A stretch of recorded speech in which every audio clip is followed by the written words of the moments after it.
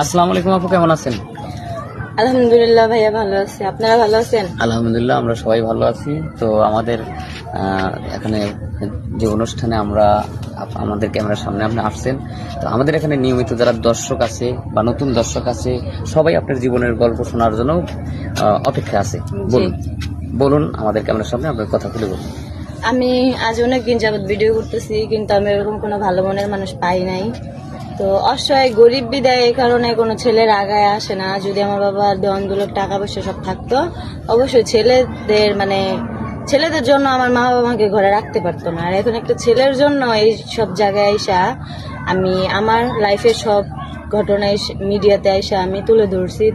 সবকিছু জেনে শুনেও আমাকে তারা বিয়ে করতে চায় না বা আমার লাইফে আসার জন্য কেউ আগ্রহী না। অনেক অনেক মেয়েরা আছে যাদের লাইফের সব ঘটনা লুকিয়ে রেখে বিয়ে করে। আমি তো ওরকম না, আমি মেয়েরে আসছি, আমার লাইফের সব সত্য ঘটনা বলছি, আমার বাবা কি করে তাও বলছি। সবকিছু জানা সত্ত্বেও কোনো ছেলে আসে না। আমার বাবা রিক্সা চালায়, আমার বাবা মধ্যবিত্ত, আমার ফ্যামিলি মধ্যবিত্ত, এইগুলো আমি বলছি বাস্তবতা যেটা, কিন্তু তা ওনারা করে না। আর যে অনেক অনেক মেয়েরা আছে যারা মিথ্যা কথা বলে ছেলেদের সাথে সম্পর্ক করে, ওই মেয়েরা ভালো। যারা বাস্তব সত্য ঘটনা বলে তাদেরকে ছেলেরা করে না। তো এইটাই, এরকম কোনো মানুষ হয়তো পৃথিবীতে আমার জন্য জন্ম নেয় নাই যে আমার পাশে আসবে। আমার বড় ভাই নাই, ওরকম ভাবে আমাকে ভাইয়ের মতন আগলায় রাখবে। বা অনেক ভাইরা আছে যে স্বামীর স্ত্রীর মতন সম্পর্ক আমার সাথে করবে, ওরকম সম্পর্ক কেউ করতে চায় না। ঠিক আছে, সবাই চায় মেয়েদেরকে ফয়দা উঠাইতে। সব মেয়েরা হয়তো, অনেক অনেক মেয়েরা আছে প্রতারণা করে, কিন্তু অনেক মেয়েদের জন্য যে আমাদেরকেও বলা হবে এমনটা কিন্তু না। হাতের 5টা আঙুল এক সমান না। তো ওরা প্রতারণা করছে, এই কারণে আমরাও প্রতারণা করব, এটা কিন্তু না। তাই এটা ওনাদেরই যে অনেক মেয়েরা ঠকাইছে দেখা ওনারা আমাকে বিশ্বাস করে না, আমাদের বিশ্বাস করে না।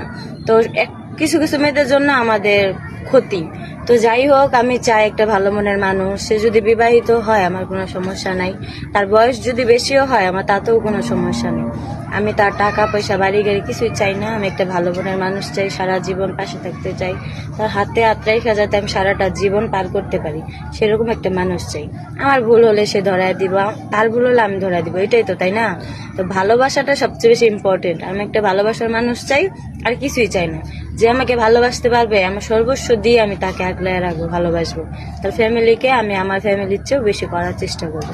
আমি এরকম একটা মানুষ চাই। আচ্ছা, আমরা চেষ্টা করব আপনার ভিডিওটা পাবলিক করার পর হয়তো অনেকেই নক করবে, তো আপনার কোনো পার্সোনাল ফোন নম্বর যদি থাকে তো দিতে পারেন, সরাসরি আপনার সাথে যোগাযোগ করবে। না ভাইয়া, আমার পার্সোনাল কোনো ফোন নাই। আমার মার একটা সেলাই মেশিন ছিল, আমার একটা ফোন ছিল। আমার বাবা অনেক কষ্ট করে লোনে আমাকে ফোনটা কিনে দিছিল। তো ওই ফোনটা আর আমার মার সেলাই মেশিনটা দুটোটাই বিক্রি করে দেওয়া হয়েছে। আমি আগে টুকটাক কাজ করতাম, সংসার করতাম, কিন্তু এখন তাও করতে পারি না। বাবা অ্যাক্সিডেন্টের কারণে ওই সব বিক্রি করে বাবার চিকিৎসা করা হয়েছে, 2-2.5 মাস হয়েছে। এই কারণে আমার কাছে কোনো ফোন নাই আর। ঠিক আছে, আপনার দুঃখের কথা আমরা শুনলাম। দর্শক বিন্দু মেয়েটার দুঃখের কথা শুনলেন, তার অবস্থাটা কেমন বা করুণ অবস্থার মধ্যে আছে। তো যাই হোক, তার কোনো পার্সোনাল ফোন নেই। আমাদের স্ক্রিনে আমাদের ইমো নম্বর হোয়াটসঅ্যাপ দেওয়া থাকবে। কেউ যদি মেয়েটাকে চান বা বিয়ে করতে চান তাহলে এই নম্বরে ফোন দিলেই পাবেন, কিন্তু অযথা কেউ ভিডিও ফোন দেবেন না। সবারই সুস্বাস্থ্য কামনা করে